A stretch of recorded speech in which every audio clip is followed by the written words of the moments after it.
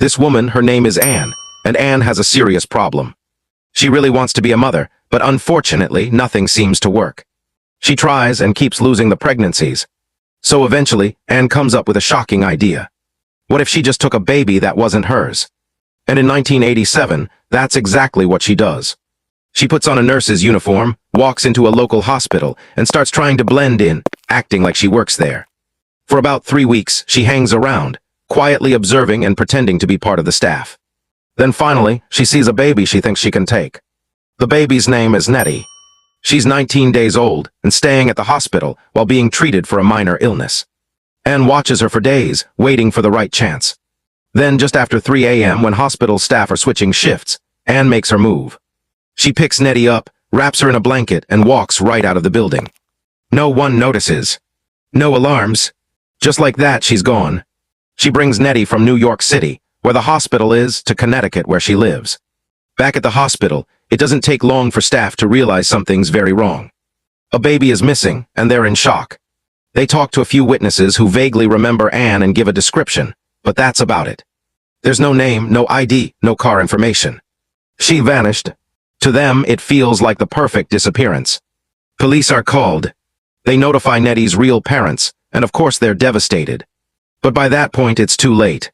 Anne is already gone, and she's raising Netty as if she's her own child. Years pass. Netty grows up in Anne's household and has a pretty average life. She believes Anne is her actual mom.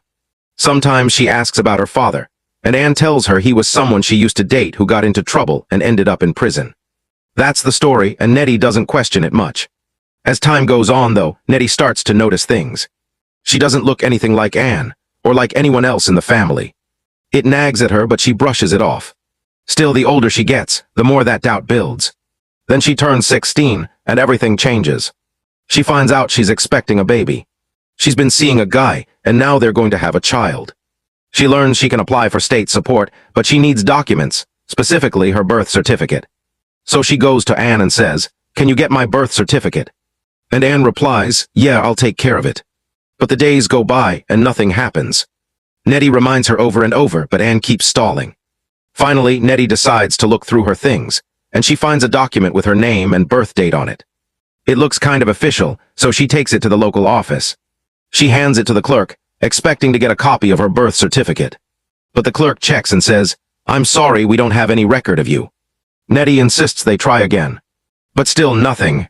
A supervisor comes out and takes a look, then tells her the document she brought in isn't valid. They even suggest that she might be using false paperwork. Netty's frustrated and confused. She goes home and demands answers. And a few days later, Anne finally breaks down. She walks into Netty's room crying and tells her the truth.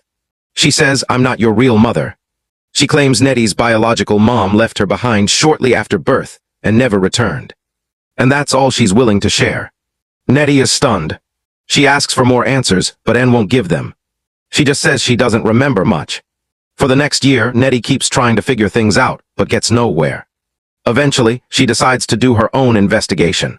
She starts asking other relatives about the past, but they don't give her much.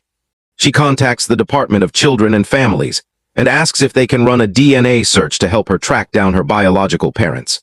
But they tell her they don't offer that service. So for a while, it feels like a dead end. Years pass.